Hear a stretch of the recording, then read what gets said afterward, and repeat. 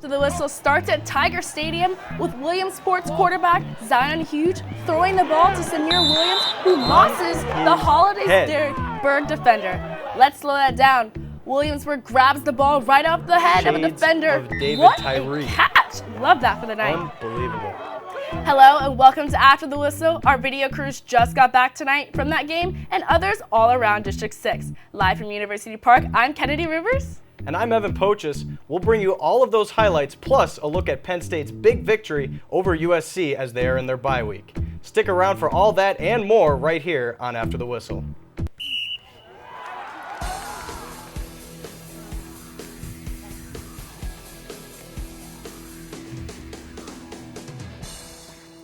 Our game of the week this week was in our very own backyard. The State High Little Lions welcomed the Carlisle Thundering Herd to town for their homecoming. Another chance to build. The Little Lions came into this game as the number 9 team in the state in 6A, trying to stay undefeated at home. Early in the first, Ty Salazar gets the scoring started on a 35-yard catch from Eddie Corkery and the slam dunk Selly, looking like Ja Morant on that flush.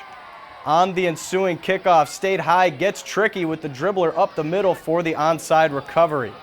Now what would State High do with that? Less than 2 minutes later, Salazar makes the shoestring catch, shakes a tackle, and gets in for the 13-yard score, 14-0 now, and some history, but more on that soon. And another slam dunk Selly, looking like Vince Carter on the Raptors here. To the second quarter, under 2 minutes left, the Thundering Herd muff a punt and the Little Lions recover up 40-0. Now with the backups in, they get down to the 5, and it's Kellen Williams hitting Daryl Lunan as time expires in the half. The extra point was no good, which made it 54-0. State High cruised to a 60-0 shutout, setting up a title clash with Bishop McDevitt next week. The Little Lions move to 8-1 and host the Crusaders next for a share of or the outright Mid-Penn Commonwealth title. The Thundering Herd stay winless at 0-9 and face Altoona in their season finale. Bronwyn-Liber was at Memorial Field for the game. Bronwyn, it was a blowout, but it looked like a great night for Ty Salazar. You're certainly right, Evan. Salazar was a big part of State High's success, not only tonight, but in the season. Tonight, he had another milestone performance. Ty Salazar is collecting accolades and records along with touchdowns for State High this season. Salazar spends lots of time on the field as both a wide receiver and corner for the Little Lions, but his stats prove he makes an impact on both ends. Honestly, it's definitely tough trying to get all the energy to come out every single drive, every single series. But I think they kind of play hand in hand. There's a lot of things that are similar. There's a lot of things that are different. Yeah, Ty is pretty special. We have a number of those guys that really are playing on both sides, but Ty is definitely a guy that's been out there doing it for a number of years. And to have the success that he has, a pick six and 2 touchdowns on offense, and he's in on every play. Salazar set a record just within the first quarter, already putting up 14 points. With that second touchdown, Ty Salazar officially becomes Center County's all-time receiving touchdown leader. This is after becoming the county's all-time receiving yards leader just last week. Both offensive touchdowns came from connections made with quarterback Eddie Corkery. Corkery says their chemistry began long ago and happens on and off the field. During the summer, I don't think there was a day that we weren't at the turf, working, getting our timing together. And that's like my best friend. Salazar entered tonight's game versus Carlisle with 891 receiving yards, just missing the 1,000-yard mark, with something to work for heading into their senior night game next week. Salazar also says the 3,000-yard mark is something he has in the back of his mind. But he also showed his talents on the defense with the 60-yard pick six. Live in the studio, I'm Bronwyn-Liber. Back to you, Kennedy. Thanks, Bron. Now let's stick into 6A where the battle of the 7-1s took place between Central Dauphin East and Bishop McDevitt. 2 good teams. Bishop McDevitt plays to host Central Dauphin East, who made the long 1.8-mile trip. The guys in gold were not wasting any time. Maurice Barnes roared through the lines, get to the red zone, and then cruises into the end zone. McDevitt jumps out to a 7-0 lead. Looking like Nick Singleton on that one.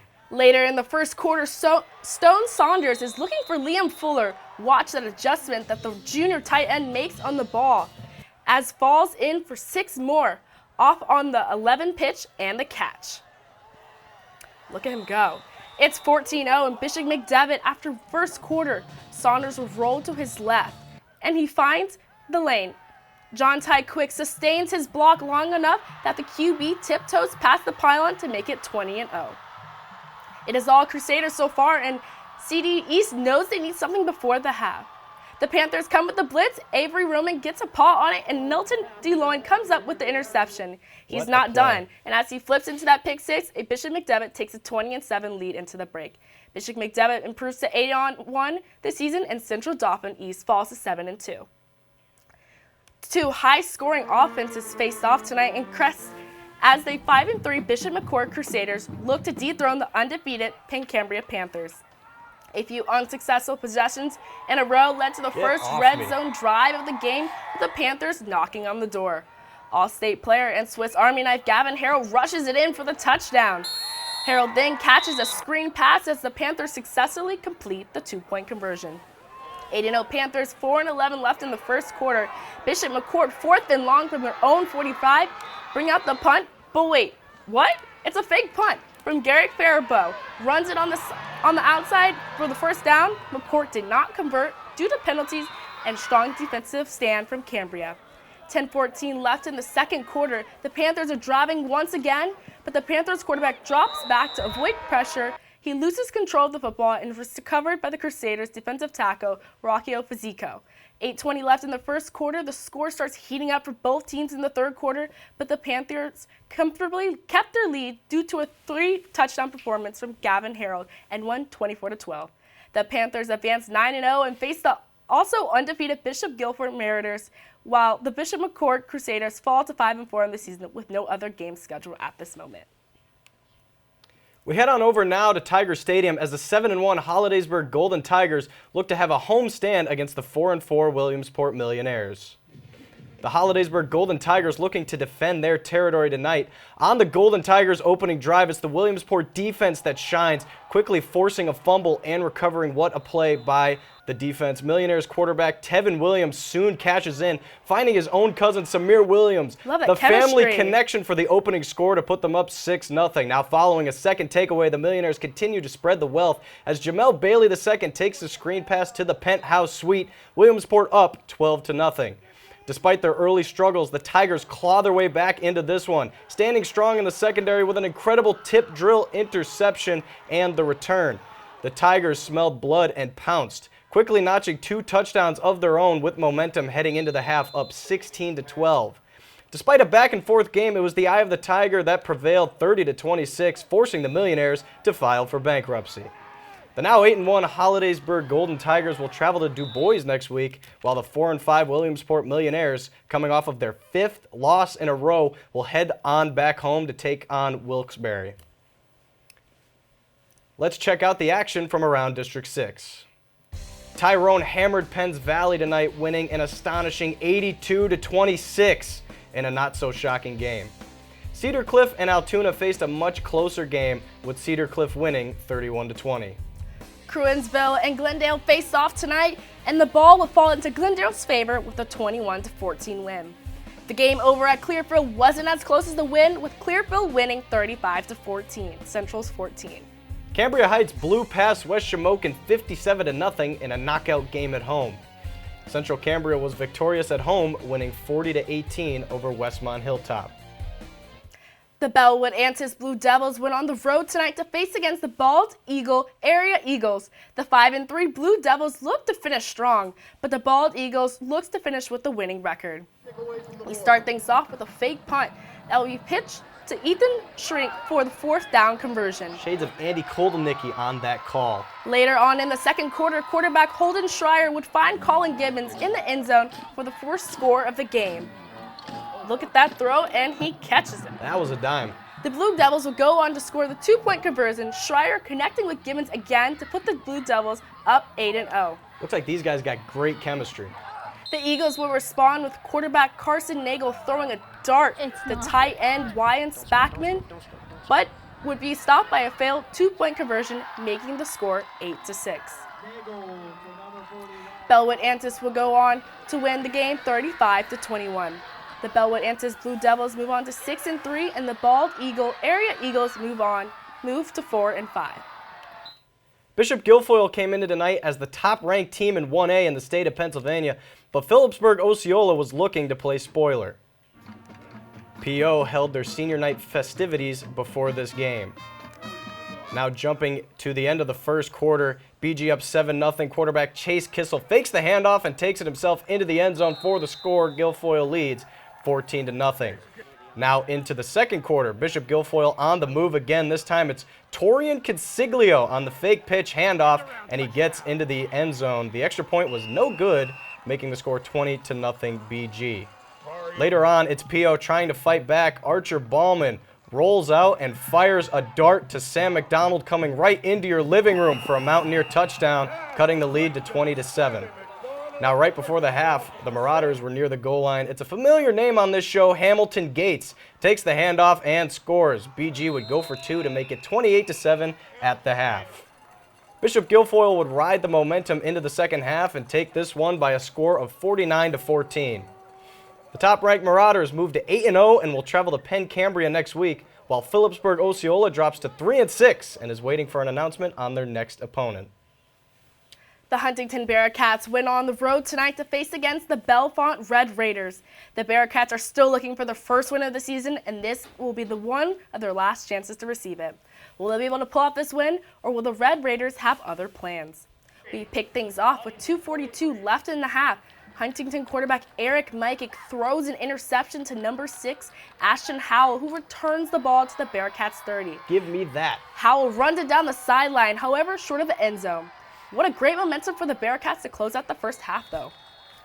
Bellefonte quarterback Quinn Parks hands it off to Isaac Gow for the 15-yard touchdown, extending their lead to 37 points, taking one defender head-on all the way into the end zone. What a stretch. Looking like Antonio Brown. Third quarter, Park loses the ball, and Huntington would jump on it, giving the Bearcats excellent field position. However, would they take advantage of it? Let's check it out. Yes, they do. That same drive, Landon Ederman takes the pitch, breaks a couple of tackles, and runs it in for 6, running through the middle like nothing. That would cut the score to 49-18. The Bellefonte Red Raiders ran rapid and would go on to win 49-26. Bellefonte moves to 6-3 on the season, and Huntington moves to 0-9. With playoffs just around the corner, football powerhouses Scranton Prep and Jersey Shore met in an out-of-district game to prepare for postseason play.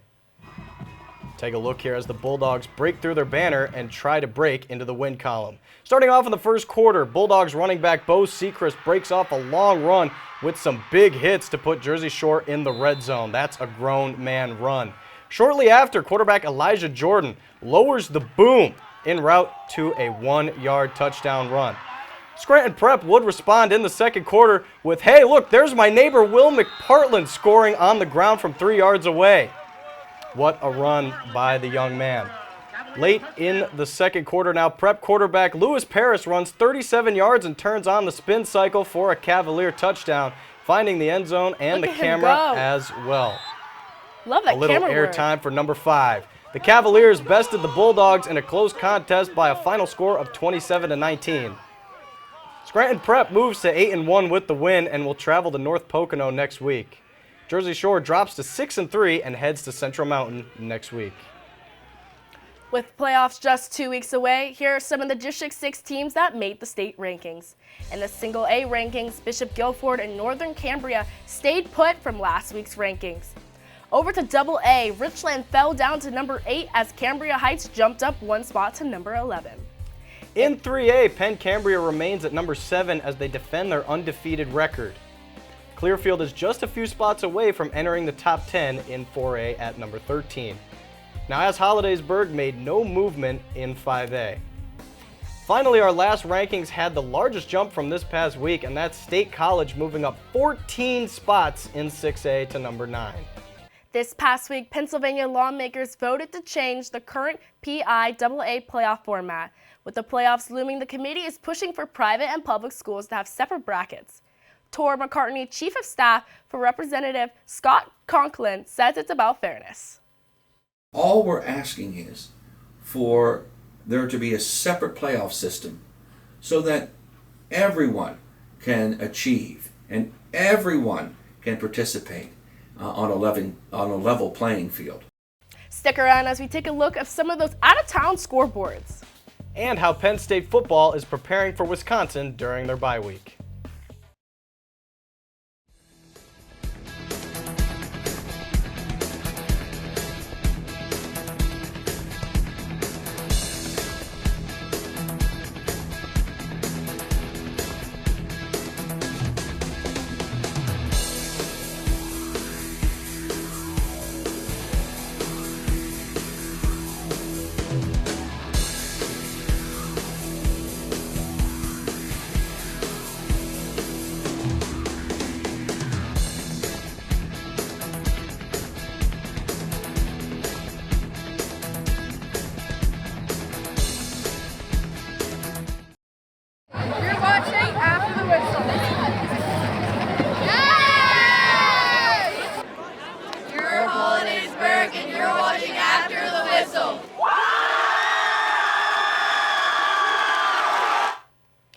We come back to you live from the Willard Building at Penn State's University Park campus. The blue and white are off to a hot 6-0 start.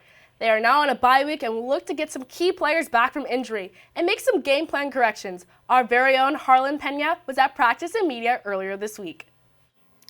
Thanks, Kennedy. Last week, the Penn State Nittany Lions had a nail-biting overtime win against the USC Trojans, winning 33-30, keeping the record 6-0 and their 3-0 record in the Big Ten. But as head coach James Franklin would say, they're 1-0. Penn State was living the California dream. Trailing at half 20-6, the Nittany Lions bounced back to victory.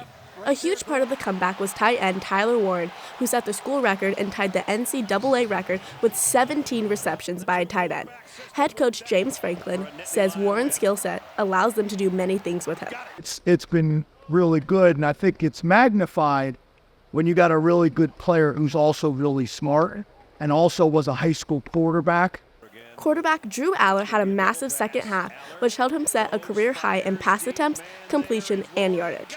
He completed 30 of 43 throws for 394 yards, 267 of those being in the second half. He led the game-tying drive to force overtime with a touchdown to Singleton. Franklin says Aller's experience is paying off in close and big games. I think Drew is a year older, much more comfortable, much more confident in his role as a leader, in understanding the speed of the game, how to prepare, all those things. The Nittany Lions had 518 yards on offense, the most in their Big Ten play so far, led by play calls from first-year offensive coordinator Andy Kotelnicki. Andy is doing a really good job of playing to Drew's strengths as well as playing to our personnel strengths. Penn State heads into their second bye week of the season with an opportunity now to take a break and prepare for their final 6 games. There's good vibes, there's good mojo. We got a chance to still learn and teach and grow after a win, which I think is a really important skill and tool for us all to learn. The Nittany Lions hit the road next for a night game in Wisconsin, looking to keep their undefeated record alive. Live in the studio, I'm Harlan Pena. Back to you guys at the desk. Thanks, Harlan. It was an exciting Friday night around District 6 football. Let's take a look at our top 3 plays for this week. First, Scranton Prep. Lewis Paris stiff arms Jersey Shore defender and spins his way in for 6. Next, Williamsport's Samir Williams high points the ball on the best catch of the night. How's that for tracking the ball down? What an amazing catch. Last but not least, Ty Salazar picks this one off and takes it to the house for State College. A perfectly placed ball and an awesome return for the Little Lions for the touchdown. And a great way to end our top 3 plays of the night. Certainly. Look at him go. That's going to do it for District 6 football this week. For more updates about our show and our coverage of games, follow us at Twitter and Instagram at ATWPSU. I'm Evan Poches. And I'm Kennedy Rivers. Tune in next week for more coverage around the area and, of course, Penn State football right here on After the Whistle.